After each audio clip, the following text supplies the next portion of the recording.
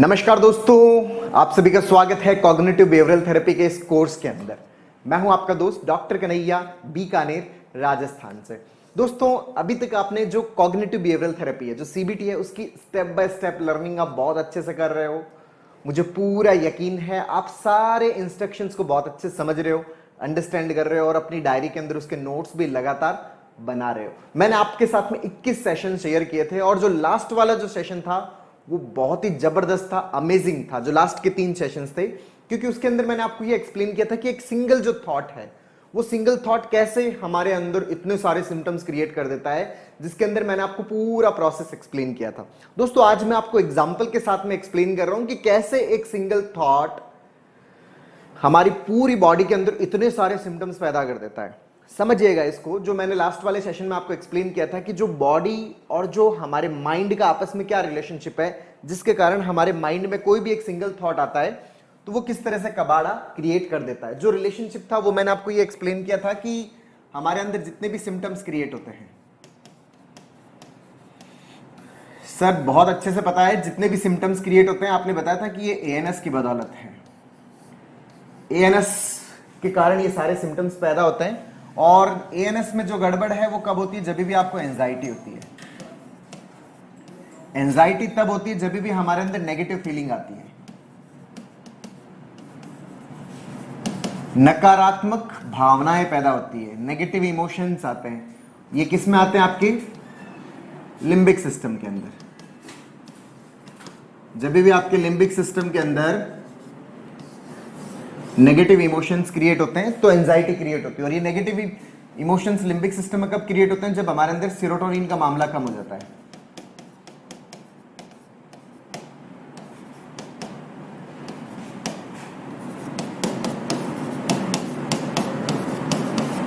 Serotonin कब कम होता है? मैंने आपको एक्सप्लेन किया था कि जब भी नेगेटिव थॉट्स आते हैं। और नेगेटिव थॉट्स जो हमारा नेगेटिव एनालिसिस है,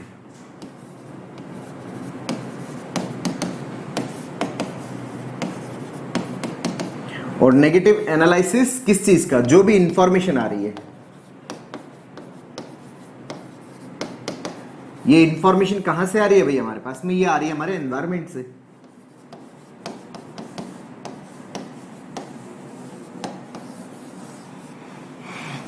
ये पूरा मॉडल मैंने एक्सप्लेन किया और आपने इसको बहुत अच्छे से समझा। अब इसके ऊपर मैं आपको एग्जांपल बता रहा हूं, उसको भी बहुत अच्छे से समझिएगा।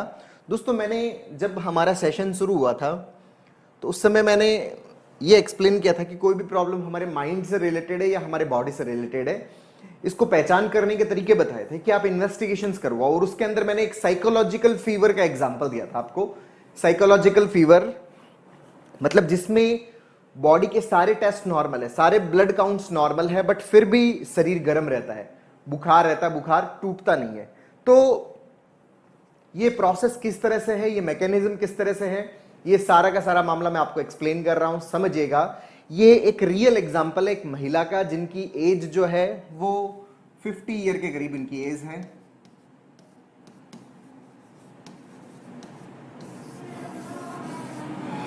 फिफ्टी ईयर की ये महिला है और इनको 2-3 महीने से लगातार फीवर था। समझिएगा,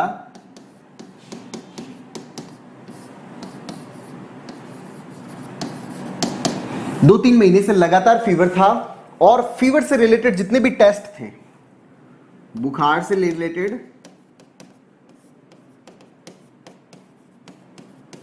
जुड़े सारे टेस्ट नॉर्मल थे। ये तो बड़ी गजब बात, मतलब ब्लड के सारे टेस्ट नॉर्मल। सर सच बताओ, सच्ची मुच्ची सारे जो टेस्ट है वो नॉर्मल थे। इनका सीबीसी नॉर्मल, इनका ब्लड काउंट नॉर्मल, इनकी बोन मेरो की जांच नॉर्मल, इनकी कोरोना की जांच नॉर्मल, इनकी कैंसर की जांच नॉर्मल, जितने भी वायरल मार्कर्स हैं, टाइफाइड वो नॉर्मल, डेंगू वो नॉर्मल, मलेरिया वो नॉर्मल, एवरीथिंग वाज नॉर्मल। ना यूटीआई, ना किडनी का कोई फीवर, किसी भी प्रकार का कोई नहीं। लेकिन फिर भी शरीर है कि वो लगातार बुखार रहता, लगातार गर्म रहता। ये टेस्ट, ये जो मैंने आपके सामने एक्सप्लेन किया, ये एग्जांपल, अब ये सब कुछ हुआ कैसे उसको एक्सप्लेन करिएगा। मुझे इस चीज को समझने, जब मैंने इस चीज को समझा तो मुझे बड़ा मजा आया और हमने उस चीज को जब रिजॉल्व करना स्टार्ट किया। दरअसल ये जो फीवर था, ये फीवर कौन सा था? ये साइकोलॉजिकल फीवर था।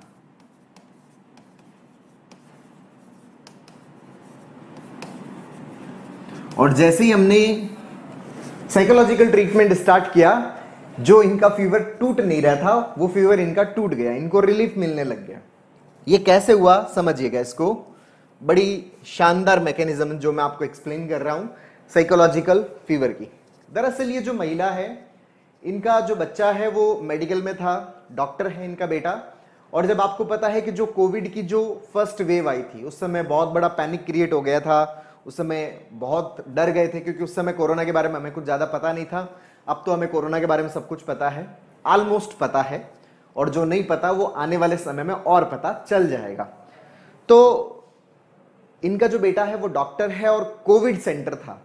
कोविड सेंटर के अंदर इसके बेटे की ड्यूटी का ऑर्डर आया, जो इनका बेटा है उनकी ड्यूटी का ऑर्डर आया कि भाई आपको अब कोविड सेंटर के अंदर ड्यूटी करनी है। तो इंफॉर्मेशन क्या आई इनके पास में? जो इंफॉर्मेशन थी, इंफॉर्मेशन ये आई कि बेटे को कोविड सेंटर में ड्यूटी करनी है।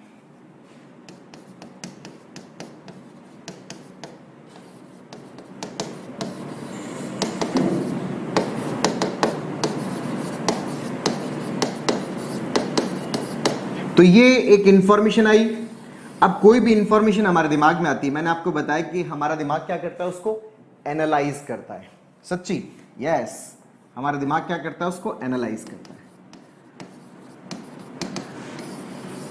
और सबसे इंपॉर्टेंट स्टेप है दोस्तों ये एनालिसिस का, जिसको मीनिंग फॉर्मेशन भी बोलते हैं, जिसको परसेप्शन भी बोलते हैं, जिसको दृष्टिकोण भी बोलते हैं, जिसको नजरिया भी बोलते हैं। That is very very important step of our mind. हमारे दिमाग का सबसे ज्यादा महत्वपूर्ण स्टेप है ये।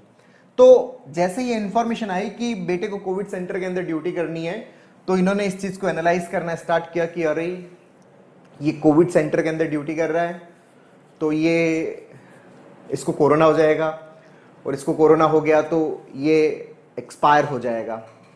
तो जैसे मेरे मदर फादर मुझे छोड़ के गए थे, दरअसल ये जो महिला थी जब ये 10-12 साल की थी, तो इनके जो मदर फादर है उनका एक्सीडेंट हो गया था। और एक्सीडेंट हो गया था तो उसके कारण इनके मन में एक डर बैठ गया अपने जो क्लोज वंस हैं उनको छोड़ने का, कि भाई वो मुझे छोड़ के चले जाएंगे। इस चीज़ का हमेशा इनको डर बना रहता। जब इनकी शादी हुई तो हस्बैंड से रिलेटेड हमेशा इनसिक्योरिटी रहती थी कि कहीं हस्बैंड मुझे छोड़ के चले ना जाए, कहीं इनको कुछ हो ना जाए, तो हमेशा इस चीज़ का डर रहता था।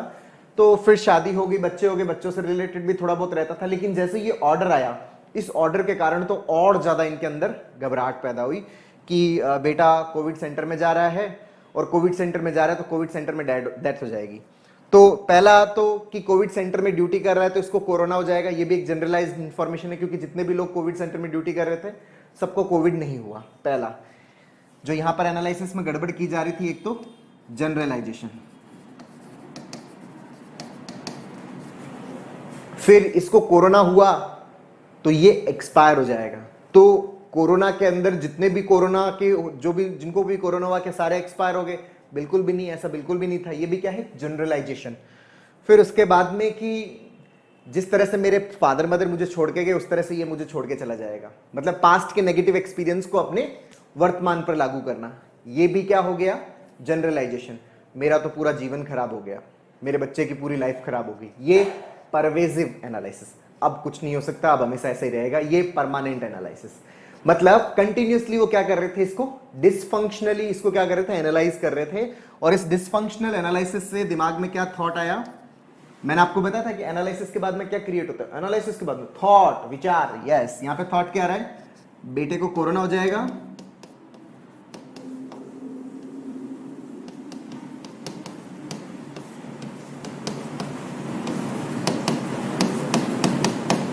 बेटा एक्सपायर हो जाएगा।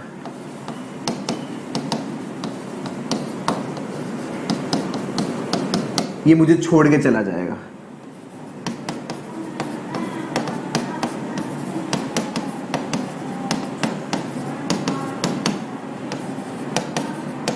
किस तरह से, जिस तरह से मेरे पेरेंट्स मुझे छोड़ के गए थे, उस तरह से मेरा बेटा भी मुझे छोड़ के चला जाएगा। ये क्या क्रिएट हुए इनके दिमाग में? थॉट्स।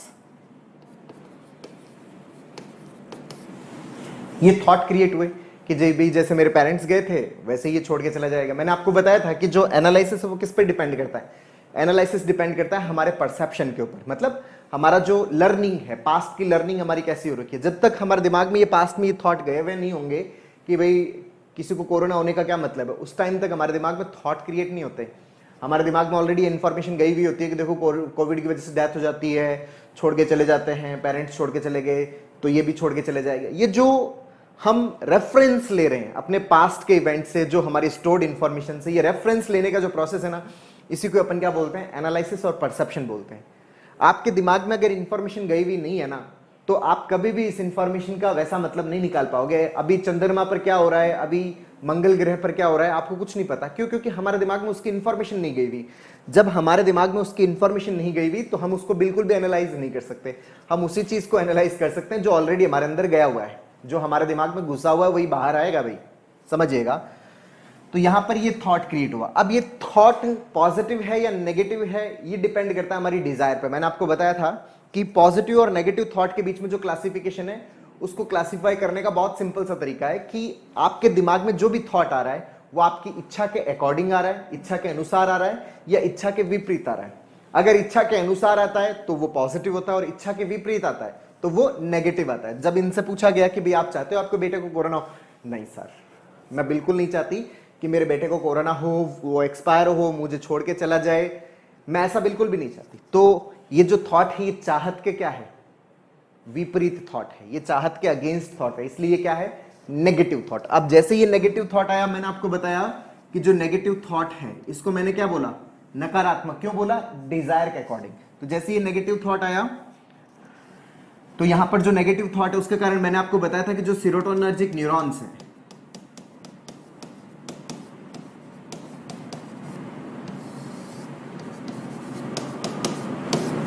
वो बंद हो गए।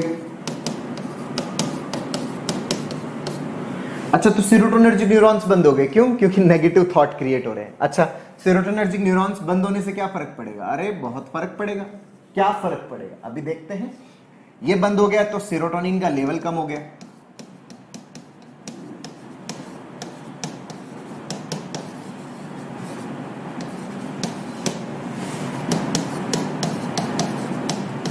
सीरोटोनिन का लेवल क्या हो गया, कम हो गया। सीरोटोनिन का लेवल कम हो गया तो उससे क्या होगा? अब मैंने आपको बताया था कि अगर सीरोटोनिन का लेवल कम होता है ना, तो जो आपका लिम्बिक सिस्टम है, लिम्बिक सिस्टम क्या है, हमारे अंदर भावनाओं का केंद्र। जितने भी इमोशन आते हैं ना सब इसी लिम्बिक सिस्टम में आते हैं। जितने भी इमोशंस आते हैं वो सारे के सारे इसी लिम्बिक सिस्टम में आते हैं। ये मैंने लास्ट 3 सेशंस के अंदर आपको एक्सप्लेन किया अच्छे से।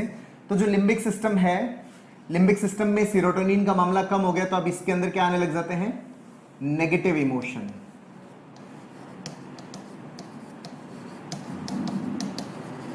ये तो समझ में आ गया सर, ये तो आपने पहले भी एक्सप्लेन किया था। जब नेगेटिव इमोशन आते हैं तो मैंने आपको बताया था नेगेटिव इमोशन से क्या होती है, सर पता चल गया, anxiety. Great, you know very well, now you are getting understood, समझ पा रहे हो, बहुत ही बढ़िया। जो नेगेटिव इमोशंस आते हैं, उस नेगेटिव इमोशन से क्या क्रिएट होते हैं, एंजाइटी। सर आप एक्सप्लेन कर रहे हैं वो तो ठीक है, लेकिन अंग्रेजी तो सही बोलिए, क्यों? कोई बात नहीं, अंग्रेजी से कोई मतलब नहीं है, समझने से मतलब है, ठीक है। तो अगर हमारे अंदर जो नेगेटिव इमोशंस आ रहे हैं, उन नेगेटिव इमोशन से क्या क्रिएट हो रही है, एंजाइटी। मैंने आपको बताया था कि एंजाइटी के अंदर सर एक सिस्टम होता है जिसको आप ANS बोल रहे हो, यस। इस ANS में गड़बड़ हो जाती है, ऑटोनॉमिक नर्वस सिस्टम में गड़बड़ होती है, ANS में। और आपका ऑटोनॉमिक नर्वस सिस्टम है, मैंने आपको बताया था कि ये किससे जुड़ा हुआ है, ये हाइपोथैलेमस से जुड़ा है।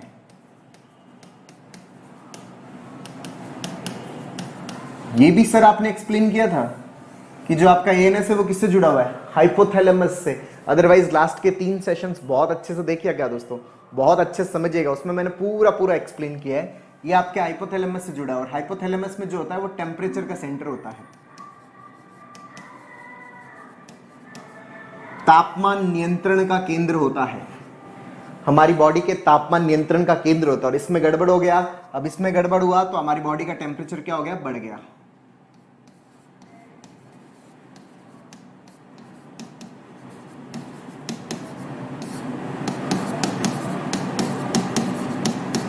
अब बॉडी का तापमान बढ़ गया तो इसको हम क्या बोलते हैं? Psychological fever. इसको क्या बोलते हैं? Psychological fever. कॉन्सेप्ट क्लियर करना दोस्तों, बहुत अच्छे से समझा रहा हूं, एक एक बारीकी से समझा रहा हूं, कोई नहीं समझा पाएगा ऐसा आपको नहीं समझा देगा जिसने इन सब चीजों को पढ़ा होगा, समझा होगा, जिसने अपनी लाइफ के साथ में कनेक्ट किया होगा। नहीं तो ये अभिमान वाली बात हो जाएगी कि सर आप तो कह रहे हो कि कोई नहीं कर पाएगा। नहीं भाई, मैं कोई अलग नहीं कर रहा, सारे लोग कर सकते हैं जो मैं कर सकता हूं, ठीक है। तो इसको समझिए जो मैं आपको एक्सप्लेन कर रहा हूं कि हमारे दिमाग में जैसे ये नेगेटिव थॉट आता है। नेगेटिव थॉट ये क्या है कि जैसे बेटे का ऑर्डर आता है उनके पास में कि बेटे की कोविड सेंटर के अंदर ड्यूटी लग गई। हमारे साथ में भी ऐसा होता है सर, जैसे ही मुझे ये बोला जाता है ना सर कि आपको बाहर जाना है, सर मैं जाना नहीं चाहता, बाहर जाना है, फोन आ गया, फोन अटेंड करूंगा, फोन पे कुछ गड़बड़ हो जाएगा, ये हो जाएगा। कोई भी इवेंट होता है उसकी जैसे इंफॉर्मेशन आपके पास में आती है, किसी की डेथ हो गई, उसकी इंफॉर्मेशन ही दिमाग में आती है। अब वो इंफॉर्मेशन सर मैं वैसा सुनना नहीं चाहता, अच्छा आप जैसा चाहते नहीं और उसके अगेंस्ट थॉट आ जाए तो वो क्या होता है? नेगेटिव ही होता है। और उस नेगेटिव थॉट की वजह से आपके सेरोटोनर्जिक न्यूरॉन्स की एक्टिविटी डाउन, ये एक्टिविटी डाउन तो सेरोटोनिन का लेवल कम, सेरोटोनिन का लेवल कम तो लिम्बिक सिस्टम के अंदर सेरोटोनिन का मामला कम, यहां से नेगेटिव इमोशंस आने हो गए, नेगेटिव इमोशंस एंजाइटी, एंजाइटी से एएनएस, एएनएस में हाइपोथैलेमस और फिर उसके बाद में आपका टेम्परेचर सेंटर है उसके अंदर गड़बड़ हुआ और टेम्परेचर सेंटर में गड़बड़ हुआ तो हमारी बॉडी का जो टेम्परेचर है वो बढ़ गया, मतलब फीवर हो गया। इसको बोलते हैं साइकोलॉजिकल फीवर। मतलब वो बुखार जो किसकी वजह से हो रहा है? विचारों की वजह से हो रहा है। वो बुखार जो किसकी वजह से हो रहा है? विचारों की वजह से हो रहा है। अब ये यहां पर इस फीवर को कम करने के टेस्ट करवा रहे हैं भाई, टेस्ट करवा लिए भाई। कोई आपको डेंगू है ही नहीं तो फिर डेंगू की जांच में आएगा कैसे? नॉर्मली आएगी। आपको मलेरिया है ही नहीं तो मलेरिया की जांच भी नॉर्मल आएगी। आपको कैंसर है ही नहीं, आपको कोरोना है ही नहीं तो वो नॉर्मली आएंगे ना। फीवर की वजह क्या है? ये वाला, ये बाबा, ये वाला जो पार्ट है ना, that is the biggest problem. Analysis. अब मान लीजिए कि हमने क्या है कि साइकोलॉजिकल ट्रीटमेंट स्टार्ट किया। मान लीजिए कि हमने दवा खाना शुरू किया, दवा आपने खाया। दवा किस पे काम करती है? मैंने बताया आपको, सेरोटोनिन के लेवल पे काम करती है। आप दवा यूज करते हो, दवा यहां पर ये वाला जो पार्ट है ना, दवाएं होती है एसएसआरआई, माइंड की जो दवाएं होती है एसएसआरआई होती है सब ठीक है। सेलेक्टिव सेरोटोनिन रीएप्टेक इनहिबिटर्स होती है। ये दवा आप खाते हो, ये दवा क्या कर देती है? सेरोटोनिन के लेवल को बढ़ा देती है। जब सेरोटोनिन का लेवल बढ़ता है तो लिम्बिक सिस्टम में पॉजिटिव इमोशंस आते हैं। पॉजिटिव इमोशन से आपकी एंजाइटी गायब, एंजाइटी गायब तो आपका एएनएस ठीक, हाइपोथैलेमस ठीक, तो आपकी बॉडी का टेम्परेचर भी क्या हो गया? कम हो गया। ये तो है इसका टेम्पररी सॉल्यूशन। लेकिन सर आप टेम्पररी क्यों कह रहे हो? आराम आ गया ना। भाई आराम तो आ गया, लेकिन ये जो सेरोटोनर्जिक न्यूरॉन्स है जब तक ये चालू नहीं होंगे ना, वापस से सेरोटोनिन कम हो जाएगा। जैसे ही कम होगा फिर से ये मामला गड़बड़ होगा, बॉडी का टेम्परेचर बढ़ जाएगा। तो सर एसएसआरआई की डोज बढ़ानी पड़ेगी, यस। तो इसके इफेक्ट और साइड इफेक्ट दोनों झेलने पड़ेंगे। तो सर यहां ये तो समझ में आ गया कि आपको लगातार दवा खानी पड़ेगी इसके सेरोटोनिन के लेवल को बढ़ाने के लिए। पर सर मैं दवा नहीं खाना चाहता, आप कुछ ऐसा बता दो कि मैं दवा नहीं खाना चाहता, आप कुछ ऐसा कमाल कर दो, है ना। तो ये सेरोटोनर्जिक न्यूरॉन्स बंद क्यों हुए? ये बंद हुए क्योंकि नेगेटिव थॉट क्रिएट हुआ। ये नेगेटिव थॉट क्रिएट क्यों हुआ? क्योंकि एनालिसिस में गड़बड़ था। यहां पर सबसे ज्यादा इंपॉर्टेंट है ना, देखो इसको आप चेंज नहीं कर सकते और ये हो गया तो इसके बाद का जो भी पैटर्न है उसको आप चेंज नहीं कर सकते। जो सबसे ज्यादा इंपॉर्टेंट है दैट इज एनालिसिस।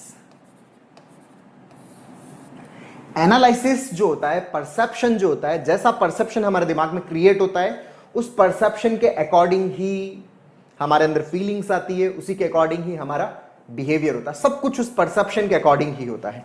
तो यहां पर आपने एनालिसिस अगर गलत कर दिया, नेगेटिव एनालिसिस कर दिया, मैं आपको बता दूं ये दवा इस एनालिसिस को चेंज नहीं करती। दुनिया में ऐसी कोई दवा नहीं आती जो आपके एनालिसिस को, आपके परसेप्शन को, आपकी दृष्टि को, आपके नजरिए को बदल दे। अगर ऐसा होता ना तो मैं दवा खाता और मैं मेरे जीवन के 15-20 साल है ना वो एमबीबीएस में खराब नहीं करता, सीधे मेरे दिमाग के अंदर दवा खा के थॉट क्रिएट कर लेता।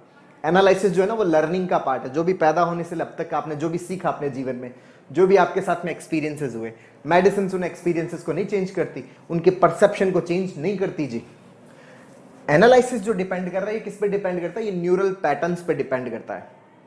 और उन न्यूरल पैटर्न्स को जब तक आप सही नहीं करोगे, उन न्यूरल पैटर्न्स को आप जब तक करेक्ट नहीं करोगे, यहां पर करेक्टेड इंफॉर्मेशन क्या थी जिसकी हमने उनको प्रैक्टिस करवाना स्टार्ट किया। हमने इनके ऊपर सीबीटी का वर्कअप करवाया, कॉग्निटिव बिहेवियरल थेरेपी की इनको प्रैक्टिस करवाई। तो सीबीटी में हमने इनके किसको चेंज करवाया? एनालिसिस को। जो ये डिस्फंक्शनल एनालिसिस है ना, जनरलाइजेशन, कि बेटे की कोविड सेंटर में ड्यूटी लगी तो उसको कोरोना हो जाएगा। भाई जितने भी कोविड सेंटर में ड्यूटी करते हैं उन सबको कोरोना नहीं होता। ये एक जनरलाइज्ड इंफॉर्मेशन है। अगर आप अपने आप को ये नहीं बताते कि ये जनरलाइजेशन है तो ये चीज आपको एकदम रियलिटी लगती है कि सच में बेटे को कोरोना हो गया, और फिर उसके बाद में उसको कोरोना हुआ तो वो एक्सपायर हो जाएगा। ये भी एक जनरलाइज्ड इंफॉर्मेशन है। जनरलाइज्ड इंफॉर्मेशन का मतलब क्या हुआ, इसको हुआ तो ये भी हो जाएगा, वो उसकी डेथ हुई तो इसकी भी डेथ हो जाएगी। ये भी क्या है, जनरलाइज्ड इंफॉर्मेशन है। अगर आप अपने आप को नहीं बताते कि ये जनरलाइजेशन है, ये रियलिटी नहीं है, तो ये जो थॉट है ना, जो इमेजिनरी थॉट क्रिएट हुआ, ये भी हमें रियल नजर आएगा, ये भी हमें सच नजर आएगा कि सच में ऐसा है, सच में बेटे को कोरोना हो जाएगा, सच में ये एक्सपायर हो जाएगा। कोरोना होने का मतलब ये नहीं कि बस डेथ ही हो गई। कोरोना जो है वो पूरी तरह से ठीक हो जाता है, 90% मामले तो ऐसे ही ठीक हो रहे हैं भाई इसके। तो ये चीजें समझ में आ रही है। और बाकी जो 5-10% है उसके अंदर बहुत ही अच्छा ट्रीटमेंट अवेलेबल है। और कईयों की जो क्रॉनिक स्टेट है, जिनकी हालतें बहुत ज्यादा गंभीर है दूसरी बीमारियों से भी, उनके साथ कुछ गड़बड़ है। बाकी नॉर्मल इंसान को कोई प्रॉब्लम नहीं है इसके अंदर। बस प्रिकॉशंस रखें, लापरवाही ना बरतें, बस अपना ध्यान रखें। तो जो जनरलाइजेशन, यहां पर जो डिस्फंक्शनल एनालिसिस में अपने आप को ये एक्सप्लेन करना कि बेटे को कोविड सेंटर में बेटी ड्यूटी कर रहा है, इसका मतलब ये नहीं कि उसको कोरोना हो जाएगा। भाई वो ठीक रहेगा, और कोरोना हो गया तो भी वो ठीक हो जाएगा, उसकी डेथ नहीं होने वाली। मतलब यहां पर वो चाहती क्या है, अब यहां पर दिमाग, ये डिस्फंक्शनल एनालिसिस को हमने किस में कन्वर्ट किया, फंक्शनल एनालिसिस में।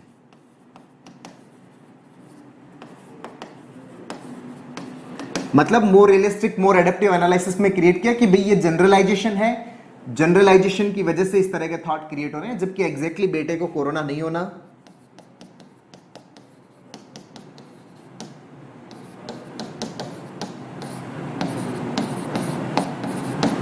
दोस्तों समझिएगा, एक एक पॉइंट इसका समझिएगा। इस एग्जांपल को मैं तो कह रहा हूं समझ में नहीं आए तो उसको 2 बार, 3 बार, 4 बार, 5 बार, 10 बार, जितनी बार देखें, एक एक पॉइंट को नोट करें। पूरी माइंड की मैकेनिज्म एक्सप्लेन कर रहा हूं मैं आपको कि बेटे को कोरोना नहीं होगा, कोरोना नहीं होना, उसकी डेथ भी नहीं होनी।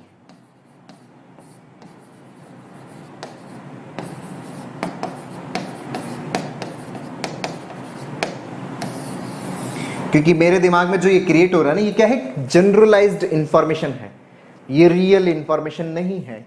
तो ये थॉट क्रिएट होता है जब अपन फंक्शनली इस चीज को करेक्ट करते हैं। यही वाला थॉट चाहिए। तो इनसे पूछा गया कि भाई आपकी डिजायर सिर्फ यही डिजायर है कि बेटे को कोरोना ना हो, वो एक्सपायर ना हो, मुझे छोड़ के ना जाए, तो भाई नहीं है। तो ये उनकी डिजायर के अकॉर्डिंग थॉट है। जब डिजायर के अकॉर्डिंग थॉट आता है तो मैंने बताया था वो थॉट क्या होता है, वो तो पॉजिटिव होता है। सर आपने बताया था, यस, जो आपकी इच्छा है, जो आपकी डिजायर है, उसके अकॉर्डिंग अगर थॉट आ जाता है ना, उसको पॉजिटिव थॉट बोलते हैं, पॉजिटिव थिंकिंग बोलते हैं। और जब ये पॉजिटिव थॉट आता है तो ये आता है तो ये बहुत सारा कमाल करके आता है, कमाल लेके आता है। क्या कि ये अब आपका जो सीरोटोनर्जिक न्यूरॉन्स बंद हो गए थे ना, इनको क्या कर देगा, चालू कर देगा। सीरोटोनर्जिक न्यूरॉन्स चालू हो गए तो सीरोटोनिन का लेवल क्या हो जाएगा, बढ़ जाएगा। सीरोटोनिन का लेवल बढ़ गया तो अब ये दवा खाने की जरूरत है क्या? सर मूर्ख थोड़ी है, इतना तो हमें भी समझ में आता है, इतना तो मुझे भी समझ में आता है कि सीरोटोनिन के न्यूरॉन अब चालू हो गए तो सीरोटोनिन का लेवल अब बढ़ेगा। ओके, अगर इतना समझ गए तो इसका मतलब लिम्बिक सिस्टम में अब क्या आएंगे, पॉजिटिव इमोशंस आएंगे। सर पॉजिटिव आएंगे तो अब कॉन्फिडेंस फील होगा, सेंस ऑफ कंट्रोल फील होगा।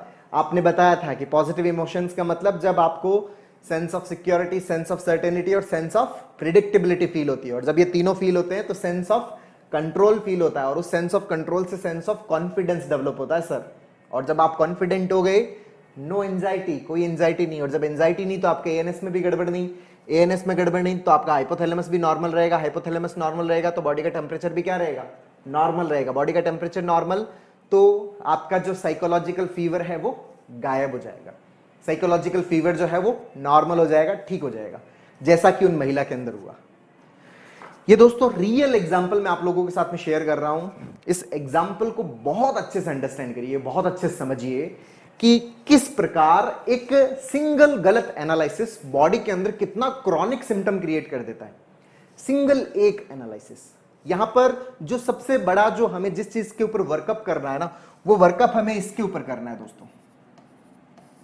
आप चाहे टेम्पररी ट्रीटमेंट के तौर पे कुछ भी यूज करें, आप दवा खाइए, कोई दिक्कत नहीं है मुझे, यूज करना यूज करिए, आप योगा करिए, आप मेडिटेशन करिए, आप एक्सरसाइज करिए, आप जो करना है वो करिए, लेकिन अपने एनालिसिस, अपने परसेप्शन, अपने न्यूरल पैटर्न्स, उनको जरूर करेक्ट करिए।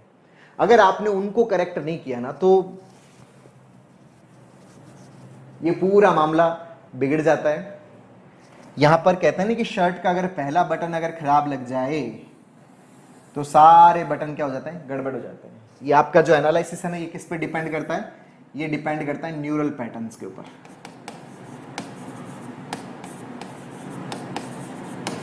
और ये जो न्यूरल पैटर्न्स है दोस्तों किस पे डिपेंड करते हैं, ये हमारी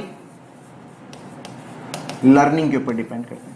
तो मैंने आपको दोस्तों पूरा अच्छे से एक्सप्लेन किया कि एक जो सिंगल थॉट है ना, ये भी किस तरह से आपकी बॉडी के अंदर सिम्टम्स क्रिएट करते हैं। तो आपके दिमाग में यहाँ पे जो भी थॉट्स आते हैं ना, ये एएनएस के थ्रू किसी का हेडेक होने लग जाता है, किसी की धड़कन तेज हो जाती है इसी एएनएस की बदौलत, किसी के नींद की प्रॉब्लम होने लग जाती है, किसी के चेस्ट में पेन होने लग जाता है, किसी को गैस्ट्रिक प्रॉब्लम्स हो जाती है, किसी के पेट में दिक्कत होने लग जाती है, किसी को कॉन्स्टिपेशन हो जाता है, किसी को लूज मोशंस लगने लग जाते हैं।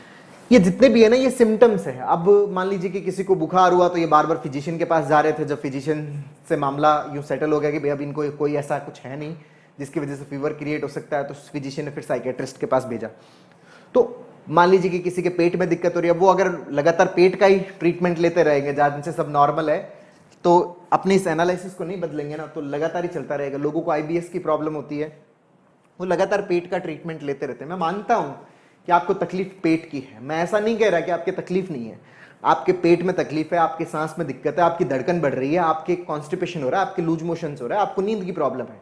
मैं सिम्टम से डिनाई नहीं कर रहा, मैं ये नहीं कह रहा कि आपको कोई सिम्टम फील नहीं हो रहा, मैं कह रहा हूं कि आपको सिम्टम फील हो रहा है, लेकिन इस सिम्टम के पीछे का कारण भी तो देखना पड़ेगा ना दोस्तों। इसके पीछे का कारण क्या है, क्या वजह है जिसकी वजह से आपको ये सिम्टम फील हो रहा है। जैसे मान लीजिए कि आपके कमरे के अंदर एक ट्यूबलाइट है और वो ट्यूबलाइट आपकी जल नहीं रही, तो मैं इस चीज से डिनाई नहीं कर रहा कि ट्यूबलाइट नहीं जल रही, ये बात सच है। तो हमने क्या किया कि दूसरी ट्यूबलाइट चेंज कर दी, अब वो ट्यूबलाइट भी नहीं जल रही। हमने तीसरी ट्यूबलाइट चेंज कर दी, वो भी नहीं जल रही। हमने चौथी ट्यूबलाइट चेंज कर दी, वो भी नहीं जल रही। पांचवी, हमने ऐसे करके अलग अलग 10 कंपनियों की ट्यूबलाइट चेंज कर दिया, बट फिर भी ट्यूबलाइट नहीं जल रही। तो वहां पे आसपास खड़े लोग कह रहे हैं कि सर ट्यूबलाइट खराब है। नहीं, ट्यूबलाइट जल नहीं रही इसका मतलब ये नहीं है कि ट्यूबलाइट खराब है। ट्यूबलाइट तो ठीक है भाई साहब, हो सकता है ना कि जो मीटर से जो करंट आ रहा है ट्यूबलाइट के अंदर, जिस मीटर से ट्यूबलाइट के अंदर करंट आ रहा है, हो सकता है उस मीटर में गड़बड़ हो, उसमें दिक्कत हो। अगर ये जो बार बार आपने 10 ट्यूबलाइट चेंज की ना, ये क्या है, जांचों का प्रोसेस है। हम हमारे शरीर के अंदर अलग अलग टेस्ट करवाते रहते हैं, कभी दिमाग का टेस्ट करवा लिया, कभी धड़कन का टेस्ट करवा लिया, कभी हार्ट का टेस्ट करवा लिया, कभी पेट का टेस्ट करवा लिया, कभी एमआरआई करवा लिया, कभी सीटी करवा लिया, कभी ईजी करवा लिया। वो सारे टेस्ट अगर आपके नॉर्मल आ रहे हैं ना, तो आपको सिम्टम तो फील हो रहा है। मैं सिम्टम से डिनाई नहीं कर रहा, अभी भी समझिएगा दोस्तों, मैं लक्षण से डिनाई नहीं कर रहा, मैं आपकी तकलीफ से डिनाई नहीं कर रहा। मैं तो आपको ये बता रहा हूं कि तकलीफ के पीछे का कारण क्या है, इसका डायग्नोसिस क्या है। अगर आप कारण तक नहीं पहुंचोगे, डायग्नोसिस तक नहीं पहुंचोगे, तो उसका इलाज कभी भी नहीं हो सकता। अगर आप पेट खराब है और पेट की जांचें नॉर्मल है और अभी भी आप पेट पे फोकस्ड है ना, चाहे आप 5 साल बिता दो, 10 साल बिता दो, कुछ नहीं होना। पेट की तकलीफ के पीछे का जो कारण है, जब तक ये मामला ठीक नहीं होगा ना, जब तक आपका एनालिसिस नहीं ठीक होगा ना, तब तक कुछ नहीं हो सकता। तो अपने इस एनालिसिस को बदलें, और इस एनालिसिस को बदलने के लिए हमें किसकी जरूरत पड़ती है, the most accepted and most advance psychotherapy, जिसको हम सीबीटी बोलते हैं, कॉग्निटिव बिहेवियरल थेरेपी, जिसको हम सीबीटी बोलते हैं। इसको बहुत अच्छे से अंडरस्टैंड करिए दोस्तों, इसको बहुत अच्छे से समझिए। एक एक जो सेशन है ना, उसके नोट्स बनाइए दोस्तों, उसके नोट्स बनाइए। They are very very important for you. अगर आप चाहते हैं कि आप अपने आप को पूरी तरह से लिबरेटेड फील करवाना चाहते हैं, अगर आप अपने आप को हर तरह की समस्या से फ्री करना चाहते हैं, पूरी तरह से डर से मुक्त होना चाहते हैं, तो सीबीटी की बहुत बढ़िया तरीके से प्रैक्टिस करिए। ये मैंने आपको पूरा कॉन्सेप्ट एक्सप्लेन किया है बहुत अच्छे से। अभी आगे के 3 सेशन है वो बहुत ज्यादा इंपॉर्टेंट है। 2 और 3 सेशन जो भी होने वाले हैं वेरी वेरी इंपॉर्टेंट है। उसके अंदर मैं सीबीटी की वर्कशीट जो है उसको एक्सप्लेन करूंगा, उसको स्टेप बाय स्टेप बहुत अच्छे से समझिएगा। मजा आने वाला है आपको, बहुत ही जबरदस्त मजा आने वाला है। आपके दिमाग के जो तार है ना, वो एकदम खुल से जाएंगे, आपका जो थॉट प्रोसेस है ना, वो एकदम खुल से जाएगा। बहुत ही बढ़िया रिलीफ आपको मिलने वाला है। तो दोस्तों, अपन मिलते हैं 23rd सेशन के अंदर।